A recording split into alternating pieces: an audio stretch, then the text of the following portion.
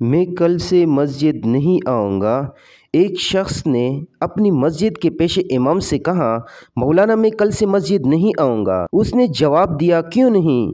دراصل وجہ یہ ہے کہ جب بھی میں مسجد آتا ہوں دیکھتا ہوں کہ کوئی فون پہ بات کر رہا ہے تو کوئی دعا پڑھتے وقت بھی اپنے میسیجز دیکھ رہا ہوتا ہے، کہیں کونے میں غیبت ہو رہی ہوتی ہے تو کوئی محلے کے خبروں پر تبصرہ کر رہا ہوتا ہے، وغیرہ وغیرہ۔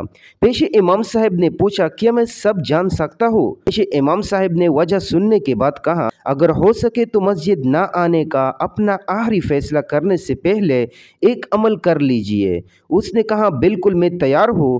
مولانا مسجد سے متصل اپنے حجرے میں گئے اور ایک بھرا ہوا گلاس پانی کا لے کر آئے اور اس شخص سے کہا، یہ گلاس ہاتھ میں لے اور مسجد کے اندرونی حصے کا 2 چکر لگائے، اگر دھیان رہے پانی چھلکنے نہ پائے۔ اس شخص نے کہا، قبلہ اس میں کون سی بڑی بات ہے، یہ تو میں انجام دے سکتا ہوں۔ اس نے گلاس لیا اور پوری احتیاط سے مسجد کے گرد 2 چکر لگا ڈالے۔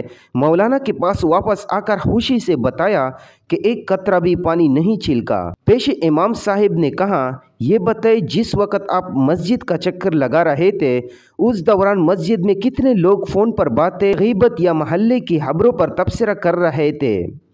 اس نے کہا، قبلہ میرا سارا دھیان اس پر تھا کہ پانی چھلکنے نہ پائے، میں نے لوگوں پر توجہ ہی نہیں دی۔ پیش امام صاحب نے کہا، جب آپ مسجد آتے ہیں تو اپنا سارا دھیان خدا کی سمت رکھیں۔ جب آپ خالص خدا کے لیے مسجد میں آئیں گے تو آپ کو خبر ہی نہ ہوگی کون کیا کر رہا ہے۔ یہی وجہ ہے کہ قرآن کہتا ہے کہ رسول کی پیروی کرو، یہ نہیں کہا کہ مسلمانوں پر نظر رکھو کہ کون کیا کر رہا ہے۔